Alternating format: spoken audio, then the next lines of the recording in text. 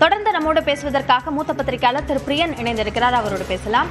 Sir வணக்கம். பாஜக முந்தைய தேர்தலை விட கூடுதலான தொகுதிகளை கேட்கிறாங்க. அப்படி பாஜக கூடுதல் தொகுதிகளை கேட்பது பாஜகவிற்கு மட்டுமானதாக பார்க்கணுமா, அல்லது அதிமுகவுடன் தற்போது கூட்டணியில் சேர்ந்திருக்கக்கூடிய பெரும்பாலான கட்சிகள் பாஜக மூலமாக வந்த கட்சிகளாகவே பார்க்கப்படுகின்றன, எனவே அவர்களுக்கும் சேர்த்து பாஜக கூட்டணிக்கான தொகுதிகளாக பெறுமா? இல்ல, அதாவது அதிமுக பாஜக தொகுதி பங்கீட்டுல ரொம்ப முக்கியமான விஷயம் நீங்க சொன்ன மாதிரி தினகரன் அவர்கள் சேர்ந்தது என்டிஏ கூட்டணியில சேர்ந்திருக்காரு. அது பாஜக முயற்சியில தான் தினகரன் உள்ள போயிருக்கார், அந்த கூட்டணிக்குள்ள போயிருக்கார். ஸோ பாஜகவுடனான தொகுதி பங்கீடு அதிமுக செய்யும் பொழுது தினகரனை பாஜகவோட கோட்டாலேருந்து கொடுக்குற மாதிரியான ஒரு விஷயத்தை தான் கொண்டு போவாங்கன்னு நினைக்கிறேன். அதனால தினகரனுக்கும் சேர்த்து பாஜக இடங்களை கேட்கும் என்பது என்னுடைய கருத்து. நாங்க வாங்கி கொடுத்துக்கிறோம், நீங்க எங்களுக்கு மொத்தமா கொடுத்துருங்க அப்படின்ற மாதிரியான ஒரு விஷயத்த பாஜக கையில் எடுப்பார்கள் என்று நான் நினைக்கிறேன். ஏன்னா அவர் கிட்டத்தட்ட பியூஷ் கோயலை பார்த்து அவர் சேர்ந்தாரு. அவர் சேரும்பொழுது அதிமுக தரப்புலேருந்து எந்த நிர்வாகியும் அங்கே இல்லைன்றதை நம்ம பார்த்தோம். அதுக்கப்புறம் பொதுக்கூட்டத்தில் சந்திச்சாங்கன்றது வேற விஷயம். ஸோ அதனால தினகரனை பொறுத்த மட்டும் ஒரு பாஜக உள்கோட்டால தான் அவர் வருவார். ஸோ அந்த அடிப்படையில் தான் பாஜக அதிமுக இடங்களை கேட்பாங்க.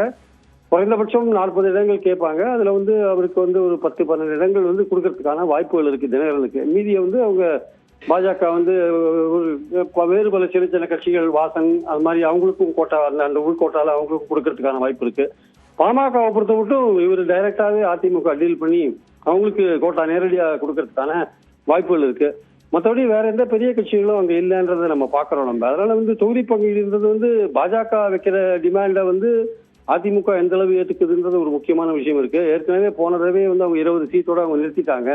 இந்த தடவை கண்டிப்பாக 40, அதாவது தினகரன் வந்திருக்கிறதுனால 40 plus Dinakaran plus Vasan plus AC Shanmugam போன்றவர்கள்லாம் இருக்கிறதுனால 40 சீட்டு கொடுத்தா நாங்க எல்லாம் உள் ஒதுக்கீடோடு சேர்த்து பண்ணிப்போம்னு சொல்லுவாங்க. அது எந்த அளவுக்கு எடப்பாடி அதை அகாமடேட் பண்ண போறாரு அப்படின்றத பொறுத்து தான் பார்க்கணும். அதிமுகவை பொறுத்த மட்டும் குறைந்தபட்சம் 180 தொகுதிகள் அவங்க போட்டி போடணும்னு நினைக்கிறாங்க. அந்த 180 தொகுதிகளுக்கு ஏற்றபடிதான் மீதி இருக்கிற தொகுதிகளை தான் அவங்க ஒரு 54 தொகுதிகளை தான் அவங்க பிரிச்சு கொடுப்பாங்க. அது பாமகவையும் சேர்த்து. ஸோ அந்த அடிப்படையில் 40 கொடுத்துட்டா அப்புறம் அதிமுக பாமகவுக்கு 14 தான் இருக்கும். அதனால பாஜகவுடைய கோட்டாவை 35 குறைச்சிட்டு கொஞ்சம் பாமகவுக்கு ஏற்றி கொடுக்கறதுக்கான வாய்ப்பு இருக்கு. ஏன்னா எடப்பாடியை பொறுத்த மட்டும் பாமகவை ரொம்ப முக்கியமாக கருதுறாரு. ஏன்னா அந்த சேலம் தருமபுரி மாவட்டங்கள்ல அதிமுக வெற்றி பெறுவதற்கு பாமக ரொம்ப தேவை. அவரோட எடப்பாடி தொகுதியிலேயே பாமகவோட உதவி இருக்க வேண்டிய அவசியம் இருக்கிறதுனால பாமக ஸ்பெஷலாக கவனிக்க வேண்டிய அவசியம் எடப்பாடிக்கு இருக்கு. ஸோ இது கஷ்டமான ஒரு காரியமா இருந்தா கூட கட்சிகள் ரொம்ப குறைவா இருக்கிறது அவங்களுக்கு சௌரியம். திமுக மாதிரி ஏகப்பட்ட கட்சிகள் டிஸ்ட்ரிபியூட் பண்றதுக்கு பெரிய ப்ராப்ளம் வரா மாதிரியான சூழல் அங்க அதிமுக பாஜக கூட்டணியில இல்லை. ஆனா அதே சமயம் எடப்பாடி கொஞ்சம் 180 தொகுதிகளை தவிர்த்து மீதி 54 தொகுதிகளை தான் பிரிச்சு கொடுப்பார். அந்த 54ல பாமக கோட்டா எவ்வளவோ அதுக்கு மீதி போக அது பாஜகவோட அந்த கூட்டணி கட்சிகள் பாஜகவோட சேர்ந்த கட்சிகளுக்கு கொடுக்கறதுக்கான வாய்ப்பு அதுக்கேற்றபடி கொடுப்பாருன்னு நினைக்கிறேன். கருத்து பகிர்விற்கு நன்றி திரு பிரியன். அதிமுக கூட்டணியை பொறுத்த வரைக்கும் அதில் கூடுதலான இடங்களை கூட்டணி கட்சிகள் கேட்கின்றன.